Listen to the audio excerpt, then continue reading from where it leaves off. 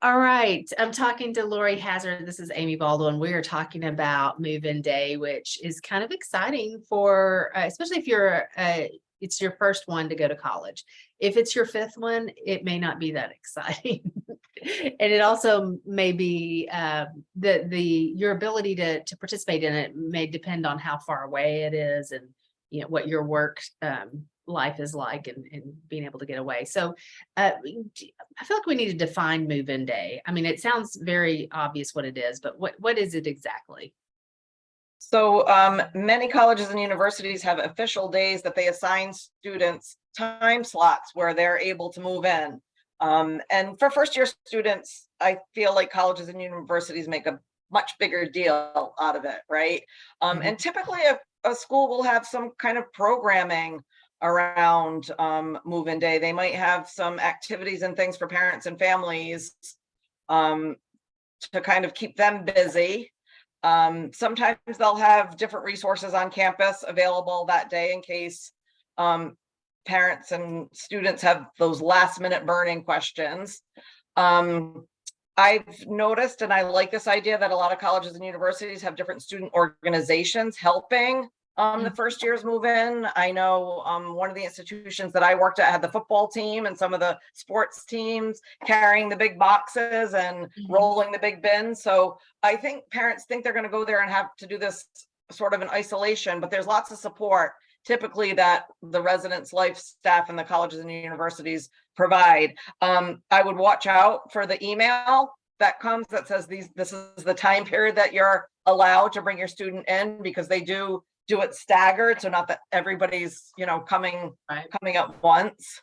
Yeah. um And it's also a pretty oftentimes a well-oiled machine. So you got to be on time and be prepared and in that line or whatever. But yeah, I'm going to say there's some families that, especially if their kid is a first generation student, may not even know that this thing exists, that there's a day and that, people are expected to move in. Um, I remember whenever my daughter was getting ready, my husband and I took the whole day off. It wasn't very far of a drive at all. And we thought, oh, we're going to spend at least a half day with her, getting her moved in, putting things up on the wall, and then we'll have a lovely lunch and, be on our merry way. And I know I've shared this with you.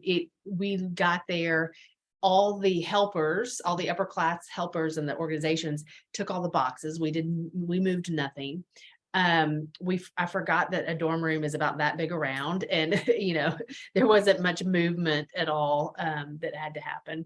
And then 20 minutes later, because she wanted time on her own to put up her clothes and things like that. So she didn't really want us to help. We were done, and she had meetings to go to, which is very typical. They want to go ahead and get them integrated into the whatever's going on that day and that week. And so I honestly was a little disappointed that it kind of wasn't as big of a deal as I thought it was going to be. But that was for her. So I'm glad that, she felt excited about it. So I don't yeah, know if so you had a similar experience. your experience was anticlimactic. I Yes. think the other, right, I think the other thing is, I guess I anticipated this, but also meeting the roommates family. And Yeah. then sort of we got there first and crossing over with them, and the two girls didn't communicate with each other about which time within the time slot each was going to arrive. So we got there first, and there was this like, which side of the room should I pick? Like, I like this side of the room better, but I don't want to be a Yeah. jerk if she would Yeah. want that side of the room. And I can't remember how we reconciled that.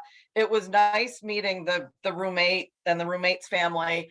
I do remember there were things that the roommate brought that we kind of didn't think of that were good for space saving inside Oh, this particular residence hall. So we ended up doing a Target and a Walmart run to get some of the space saving things that we didn't anticipate bringing, even though we did get the checklist from the school of here are the things that you want to think about bringing. And they did have some communication with each other, but it wasn't completely fleshed out. So there was some negotiating that day, and we did go out for the lunch, Amy.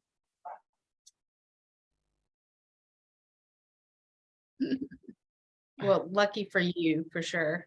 Um, Mhm. so, so I guess if we have any tips, it's, be prepared. If you're in the South, be prepared to sweat. Yeah. Amy, you keep freezing. We might have to do this one over. I don't know if it's true in the North. Yeah. Amy. Yeah, you did too. So